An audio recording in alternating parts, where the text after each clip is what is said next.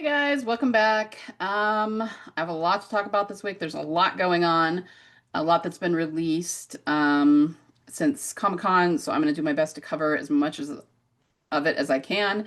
I'm also going to ask you to give me a little bit of grace. I usually do TWD videos on Sunday morning, and I don't record anything before them.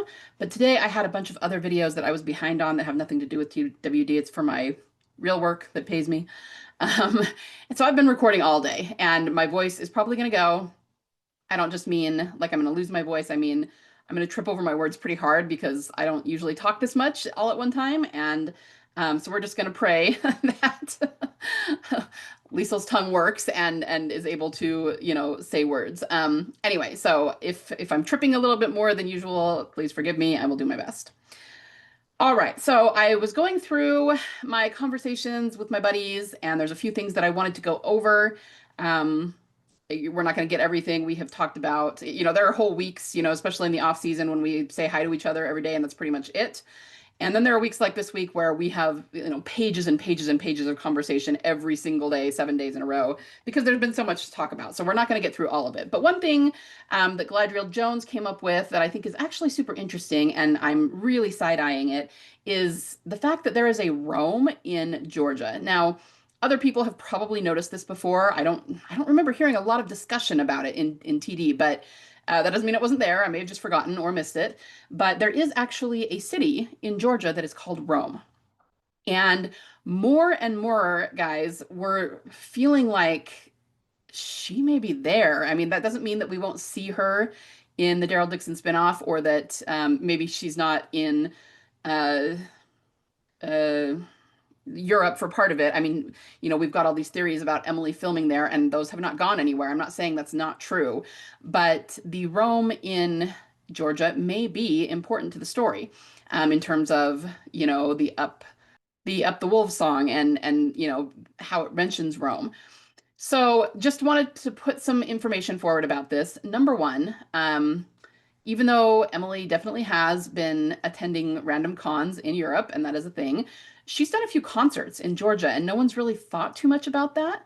But she could be doing filming there as well. And so one of the things that we did, that some of my fellow theorists did, and a lot of our discussion, is to go back and look at what is there. Because what I remembered is that when the flagship show ended, which was a few years ago now, they made a big deal about showing that they were ripping down sets and that they were going to cut the grass and, maybe even sell off parts of the lot or the whole lot. And I didn't really keep up with the details of that, but I remember thinking that it was odd, that it was really felt just very intentional. So I don't even know that I have the best example for TWD, but I remember when Game of Thrones was still on, the original series, and they pretended to kill off Jon Snow. Sorry if that's a spoiler for you, but he's not really dead. This was years ago now. And they made a big show of him cutting his hair and leaving set and shutting down his trailer. And he was posting about auditions for other jobs. And it was all just very intentional, putting that on social media so that people would, see it as a confirmation that he was dead. And then, of course, he was not. It was all a show. And when they were tearing down the sets in Georgia, that's the way it felt to me. Like they were really wanting us to believe hard that they were not going to be filming here anymore, that they were tearing everything down and all of that. I couldn't prove it. They clearly, the flagship show was ending. If they're really not going to film there, it's completely understandable and logical, but it just felt a little bit contrived to me. So we did some research, and not all of the sets were torn down. There are still some sets that are up. And of course, I completely forgot this, but Galadriel Jones reminded me that when they did the special a couple of years ago, it showed, it was before season 2, I think, when Melissa was coming on, they were walking around some of those sets for part of that special and like talking about things and saying, hey, remember this and remember that. So clearly some of them are still up, and they do use them as touristy things where you can pay to walk through them, which is super fun. But some of them were torn down. So it's like 50-50. Some of them were torn down, some of them remain up. But the point is they still have the AMC lot. And we know that the AMC lot is huge. I mean, it's acres of forests where they could film stuff and nobody would know.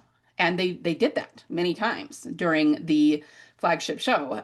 The one that always comes to mind that I use as an example is Always Accountable. Daryl, for most of that episode, was out in the woods, running around with Sherry and Dwight and that whole storyline.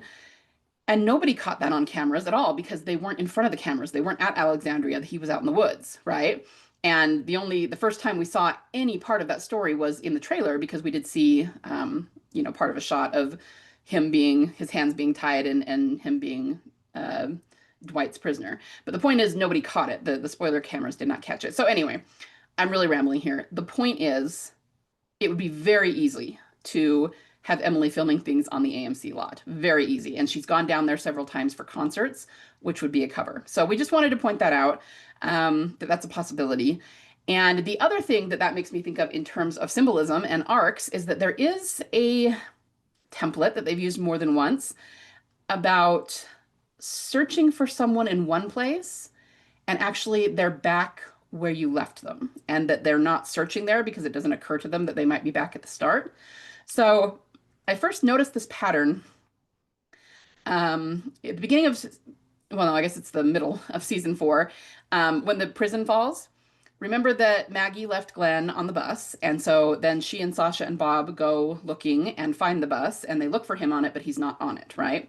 It's only after that, after they establish that he's not one of the walkers on the bus, that it shows that Glenn wakes up at the prison. And it's just, obviously he got off the bus at some point and it left without him, and Maggie didn't realize that. But the point is, she was out there looking for him, and it does not occur to her to go back to the prison. She's like, no, he got off the bus, he left. And so she fans outward with Bob and Sasha to look for Glenn, and he was back at the original place at the prison. And the reason that I noticed that as a pattern is because I think it's probably what happened with Beth too. They came back, what our theory is, during the missing 17 days. She was not in the car where they left her. They assumed that she was a walker and staggered away, and they went looking for her, but they would have fanned out from that area. It would not have occurred to them that she might actually be back at Grady, because how would anybody, especially a walker, get back to Grady? Like, it's just not occurring to them because they don't think she lived. When really we think somebody came and got her and took her back to Grady. So it wasn't even something where she just accidentally ended up there. Somebody came and took her, right? But of course, Daryl and the group doesn't know that. At least that is our theory. So I was going, okay, so this is a template. Like they foreshadowed it with Glenn. They did it probably with Beth. We won't know until we see the missing 17 days. But it seems like I've seen it on a smaller scale with other people too. And I'll point it out and be like, oh, look, they're back where they weren't expected to be, but where they originally were. And it's just like really small arcs. I don't remember what all of them are. So I've seen them do this a few times. And all I'm trying to say is that if we do this whole Georgia thing, it would be interesting if, she was back in Georgia where she originally was. And of course, nobody would think to look for her there. Yeah, anyway, in order for this to work, I think Daryl has to know she's alive first, because why would he be looking for her anyway, right? Unless he knows she's alive. So I'm kind of thinking that they might do something like this where he either finds out about her in Europe or sees her. Maybe they'll see each other and then get separated again. And she's just going to end up back in Georgia. And they're not, again, it's just he wouldn't think to look for her there. So I'm wondering if this is part of that template, if it ends up being a thing. But I wanted to show you guys that, and we've been talking about it for a few days, and so more and more I'm going, yeah, that seems like a thing, that's gonna, maybe we're wrong about the way it's going to tie in, and we really don't know. We're completely guessing right now. But I feel like it might tie in at some point. So just wanted to point that out. So WD Way was going through some maps. You can see where Rome is. It's up kind of to the north, whereas see Macon down here was supposed to be where Terminus was, and Atlantis kind of in the middle, so kind of makes sense. And she said, my best guess here on the Terminus map, so she put this circle here, but it's up there somewhere. And it's just interesting that they showed us all these maps. I don't know that Rome was necessarily marked on any of them, but it's like they're trying to get us to think about what else is in the state and where these lines may lead. A little further down, this is the map that they used at the beginning, the opening credits of season 5. It's upside down, and even when she flips it, it's kind of backwards. So she says, even when you turn it around, it still seems to be in the wrong direction, maybe a very purposeful misdirection if that was Gimple's plan. So again, it's not that Rome that we can necessarily see it here, but it's just super interesting. The next thing that we were talking a lot about is the ram's horn. So remember when I did the analysis of the trailer, the bad guys, there are some Viking-like bad guys that have bone masks on, and a lot of them, especially the main one up on the horse that it shows, it has a curved ram's horn as part of the mask, and we have seen that symbol before. So I'm going to show you part of our conversation for that and what we came up with, and it's really interesting, and I think it bears watching. Okay, so this is what I asked them. I said, question for you both. I want to revisit the ram's horn stuff. The bad guys in season 3 look to be wearing some sort of ram's horn masks or whatever you want to call them. I know this ties into Lakari's Dodge Ram and such, but do either of you remember which episode it was in where Daryl or Aaron tripped over a dead ram? I couldn't remember what episode this was. So was that when they were trying to catch buttons, or was it a different episode? I can't remember. And then WD Way went and found it for me. It was when they were looking for buttons in Forget. And she took some great pictures here. They are going to be a little bit blurry, but Aaron's running and he tries to jump over this, whatever it is, and he trips because a walker grabs him. And here you can kind of see the ram's head. Here's the horn and here's the head. So we noticed this. I don't know if we noticed it the first time we watched the episode, but we did notice it. And I know I have talked about it before because it was so random. Like, why are they showing that? There's a million other things they could put there. And we know everything they put in is intentional, right? Here's a little bit of a zoom out, so it's maybe a little bit clearer. And this definitely was the same episode where they were looking for buttons. So I went back and watched these.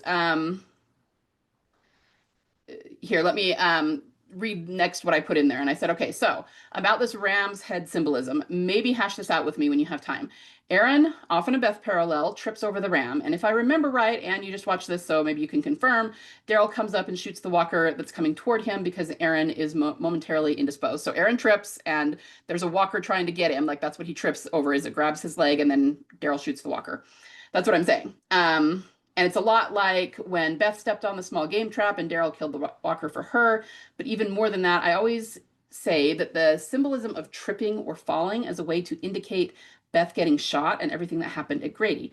When she's trying to escape with Noah, she jumps down to his level in the elevator shaft and falls flat on her face. I always thought that was the same thing, symbolic of what was about to happen. She's trying to escape, but she accidentally trips, meaning she makes a misstep and gets shot, and that hampers her progress. So I feel like this is the same thing here, and they specifically use the ram as the thing that trips him up, which means maybe the ram is symbolic of that.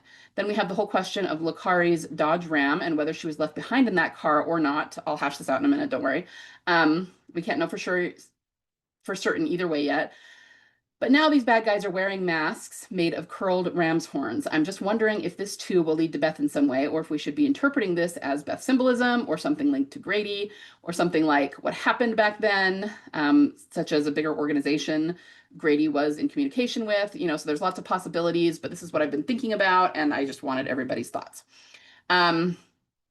Okay, so Gadriel Jones makes some really good observations about the Dodge Ram. So if you don't know what the Dodge Ram is, Lakari's car, he was one of the Grady cops.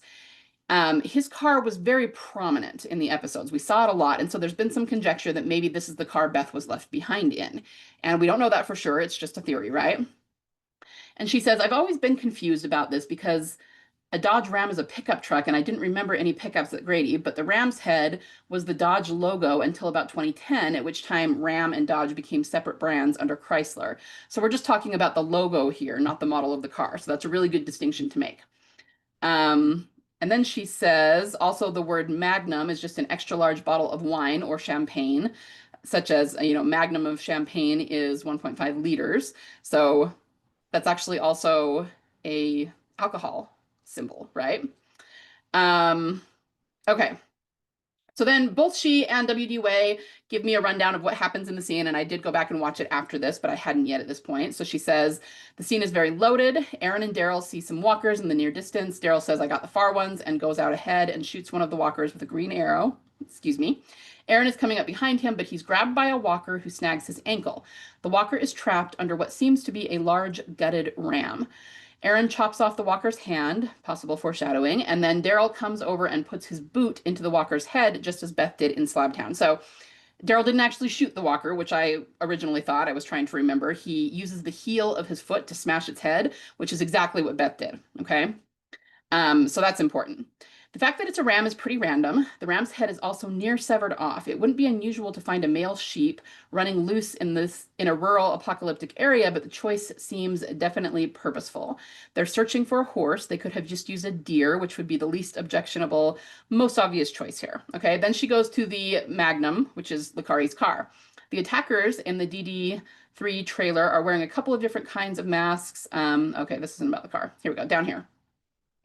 The way Licari drives that Dodge Magnum into the middle of Rick's deal is very aggressive, and the camera focuses squarely at one point on the front grille of the Magnum so we can see the logo. So it's right here, right there, see? And if you don't remember, they're all firing at him and he's firing back, and this is how they take him hostage to be part of the prisoner exchange. So this is happening either in Crossed or in Coda, I don't remember which one. The car keeps getting closer and closer until it's basically right on top of us, and Licari is shooting at Rick with some sort of semi-automatic gun. The use of the Dodge as a literal ram with the focus on the logo feels like it's focused heavily on the imagery of the ram. See, they don't use a Dodge Ram pickup because that would be too obvious. Also, the Magnum is a classic station wagon, which could serve as a kind of ambulance or a hearse. So that's especially important. If they left Beth in that, then it would feel like the hearse would be interesting, right? It would feel like a coffin sort of thing. Okay, so here's one more description of the Aaron scene. What happened in the scene in episode Forget was that they were trying to catch Buttons and Daryl had gotten right up to him, but when Buttons runs off because walkers were coming in on them, Daryl and Aaron fought the walkers, and when that was over, Daryl went one way and Aaron the other. Aaron is walking by the ram without realizing there's a walker feeding on it. The walker grabbed Aaron's leg as he's walking by and brought him down, and let's see, and was about to bite him when Daryl comes up and shoots the walker. Aaron gets up and says thank you. In the meantime, another walker out of the blue is almost got Daryl, and Aaron puts him down, and Daryl thanks Aaron. So they saved each other. In other words, they were watching each other's backs. It reminded me of when in Inmates, when the recently turned walker grabbed Beth trying to bite her, and Daryl came up and grabbed him, throws him to the ground, and turned the walker over so Beth could stab him in the head, and Daryl gives her the nod of thanks. They had saved each other's life in that situation. They had each other's back. So again, it's just a parallel to Beth and Daryl, and you can see how Aaron is a proxy here. So first I'm going to read what I was originally thinking, and then when I watched it and when I read some of the other comments, I kind of changed what my theory was. So I said, great stuff here, ladies, love all the discussion. I was thinking more along the lines of, and you touched on this, that it might be what the ram, I mean, the symbol of the ram, is what threw a wrench in the whole thing. Licari changed the dynamic completely and kind of messed up the rescue. I was thinking about the bad guys in DDS3 might do something similar with Daryl trying to rescue this girl that he's trying to rescue, from what we can tell in the trailer. But that doesn't mean there isn't some kind of fated or divine intervention at play. Maybe without Licari's influence, things would have gone far worse at Grady, and it actually saved Beth's life in some way. Though, of course, Team Family would be unaware of that. And what happens in DDS3 may or may not have anything to do with Beth. I definitely think this girl he rescues will be a Beth proxy. So these bone-wearing guys may just be part of one massive parallel. Of course, if it leads literally to him to Beth in the plot, I am fine with that as well. Of course, we all are. But I need to think on it more. And then I said you could argue that Aaron tripping on the ram kind of threw a wrench in he and Daryl's plan, but it's not like either of them died or anything. It worked out in the end. I may have even written a meta about this a long time ago, but Aaron being a proxy, we could see that as evidence that Beth survived, right? Because he trips and then he's okay. The other thing is that there are several parallels going on in this scene and episode. Of course, Aaron equals Beth, but Buttons also equals Daryl. Daryl equates himself with a horse who used to belong to someone and now just belongs to himself and is wild and alone on the outside. So just saying there's multiple layers of symbolism we have to pick apart in order to understand them. Good old Gimple. So when it comes to divine intervention, this is something that Gadriel Jones said up here, and the more I thought about it, the more I think she's right. And so I adjusted, what I think my overarching theory of the ram's horn is. She says, I think the reappearance of the ram could symbol another divine intervention. The ram is a definite biblical symbol from the story of Abraham and Isaac in the Bible. I had not thought of that. That's an excellent point, okay? When Abraham takes his son Isaac to Mount Moriah to sacrifice him, just as he's about to kill Isaac with his knife, an angel of the Lord comes to stop him. Abraham then notices a ram with its horns caught in the thicket, and he sacrifices the ram instead. And so then she goes on about, God's gifts. He had to be willing to make the sacrifice, and then he didn't have to. So I do think my overarching theory for the ram, well, here, let's read this little paragraph down here. I also want to add via the Bible story of Abraham that Abraham is only rewarded by God after he gives into his faith completely. He trusts so deeply that he's willing to sacrifice his own son. I used to compare Rick to Abraham, but I think we can also compare Daryl to Abraham since he's become the protagonist of the story. He's constantly making sacrifices. He has not yet reaped God's provisions for him. Okay, so all of this was us hashing it out so you guys can see how we hash things out. And all of us bring, at one point, Gadriel Jones was funny. She said, well, I come in with all the research, and W.D. Way comes in with what her strengths are, which is usually numbers and shapes and colors and things like that. And then me, Lisa TWD, Music Box Mystery, comes in with the overarching structure of the template. And it's just, this is how we all have our strengths, and this is how we figure things out. So this is why we can figure things out like this, because we always put our heads together. My overarching theory for the time being really is very in line with what Gadriel Jones says here. I think that it does represent an intervention. So originally, when I had my comment before, I was thinking it was the thing that threw a wrench in the whole thing, but I actually am shifting that a little bit, and I do think that it is the thing that saves someone. And here, let me explain why. First of all, because of the biblical thing. I don't think the ram is mentioned overly much in the Bible. I don't know that that's the only time it's mentioned, but it's not like a really, really prevalent symbol. But it is definitely very important in the Abraham-Isaac story. So Abraham was going to sacrifice Isaac because he was faithful. He didn't have to. And the thing that was sacrificed instead was the ram. So equating that with Beth, I'm thinking that the ram's horn represents whatever it was that helped her live, whether it was something that died instead of her, or, it doesn't have to be that literal, just something that intervened, like she says, divine intervention that kept her from dying. If you think about it in the Aaron scene, you could argue that he didn't know the walker was there, and if it was kind of trapped underneath the ram, if the ram hadn't been there, that walker might have grabbed him and bit him before he even could react, right? So having it trapped underneath the carcass of the ram kind of saved Aaron's life. You see what I mean? So that's what I think that it represents. Now, how is it going to play out in the new season? I don't know. I don't know how these bad guys are going to fit into the story, and how, are they in some way going to lead Daryl to this girl he's trying to find, or make it so that he's able to save her? I don't know. We'll have to wait and see. But this is a really interesting symbol. And it's one that I've always had kind of a question mark about, because I knew about the scene with Aaron, and like I said, we noticed that and thought that was so random to have a ram's horn there. Like, what is that about? And then people eventually started connecting it to Lakari's dodge. But beyond that, it's like, okay, but what does it mean? And we haven't really had anything to connect it to. I can't even say, because we don't have the full story of Grady and the missing 17 days. I can't even say exactly how Lakari functions. As we talked about a little bit, some of what I showed you is that he changed the dynamic. There was a lot of dynamics going on that changed everything. There's the fact that they originally had Lamson, and then when he died, that gave them one less person to trade, which is why Don felt justified in asking for Noah back. So we kind of have always said, if Lamson had not died, if Rick had not killed him, maybe it wouldn't have gone down that way, But could it be also, let me go back up and read you that part. In response to what I originally wrote, Gadriel Jones wrote, I also wonder if Lakari's intervention did somehow prevent the trade from going worse. If they hadn't had him and Rick killed Lamson, then they'd only had Shepard to trade, and either another dead officer, Lakari, or Lakari all pumped up inside the hospital.